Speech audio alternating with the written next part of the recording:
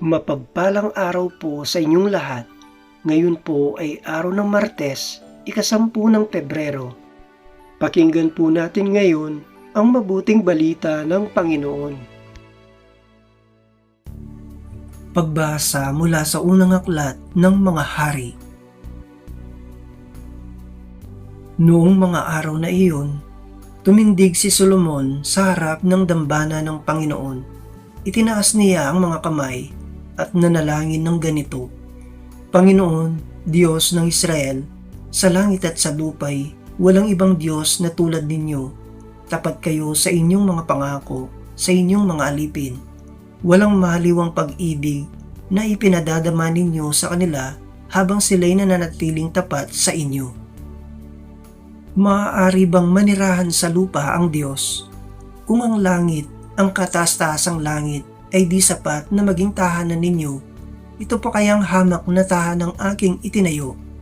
Gayunman, dinggin ninyong dalangin at pagsamo ng inyong alipin, o Panginoon, aming Diyos. Dinggin ninyo sa araw na ito ang panawagan ng inyong alipin. Huwag ninyong iwaglit sa inyong paningin, araw-gabi ang templong ito, yamang kayo ang may sabi na ang pangalan ninyo'y mamamalagi rito. Sa gayon, maririnig ninyo ang bawat dalangin ng inyong alipin tuwing mananalangin sa pook na ito. Dinggin ninyo ang inyong alipin at ang inyong bayan tuwing kami mananalangin sa lugar na ito. Dinggin ninyo kami buhat sa inyong luklukan sa langit at patawarin ninyo kami. Ang salita ng Diyos.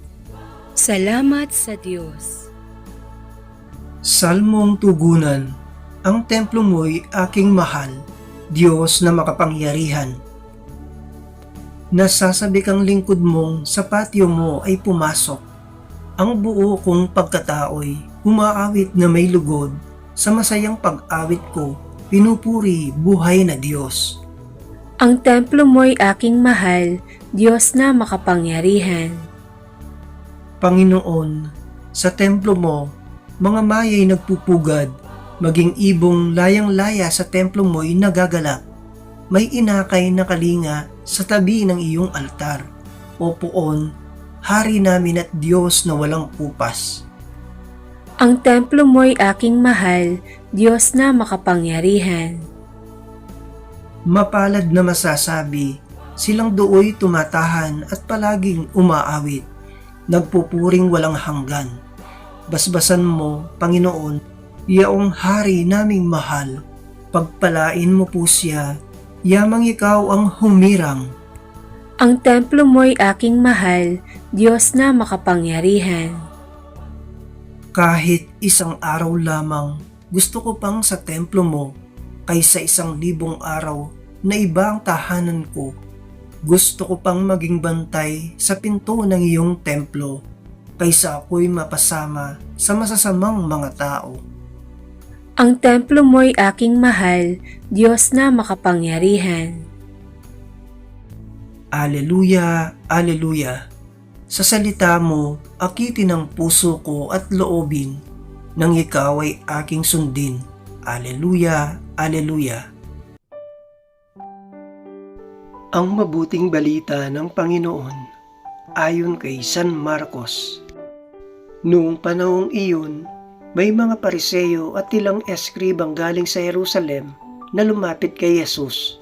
Nakita nila na ang ilan sa mga alagad ni Jesus ay kumain ng hindi muna naguhugas ng kamay sa paraang naaayon sa turong minana nila. Ang mga Hudyo, lalo na ang mga Pariseo, ay hindi kumakain hanggat hindi nakapaghuhugas ng kamay ayon sa mga turong minana nila sa kanilang mga ninuno. Hindi rin sila kumakain ng anumang galing sa palengke nang hindi muna ito hinuhugasan.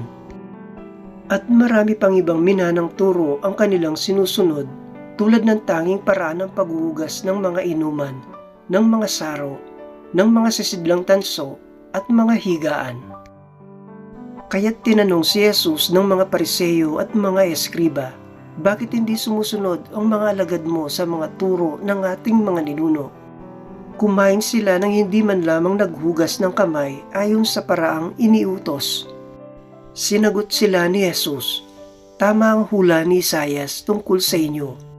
Mapagpaimbabaw nga kayo, gaya ng kanyang isinulat. Paggalang na handog sa akin ng bayan ko'y paimbabaw lamang, sapagkat sa bibig at hindi sa puso ito bumubukal. Pagpurit pagsambang ginagawa nila'y walang kabuluhan. Ang utos ng tao ay itinuturong utos ng may kapal. Niwawalang kabuluhan nga ninyo ang utos ng Diyos, at ang sinusunod ninyo'y ang turo ng tao. Sinabi pa ni Jesus, "Kayusay ng paraan ninyo sa pagpapawalang bisa sa utos ng Diyos, masunod lamang ninyo ang mga turong minana ninyo." Tulad nito, iniutos ni Moises, "Igalang mo ang iyong ama't ina," at ang magsalita ng masama sa kanyang ama o ina ay dapat mamatay. Ngunit itinuturo ninyo kapag sinabi ng isang tao sa kanyang ama o ina, "Ang anumang may tutulong ko sa inyo ay korban." Alalawang bagay, inihahain ko ito sa Diyos. Hindi na ninyo siya pinahihintulutang tumulong sa kanyang ama o ina.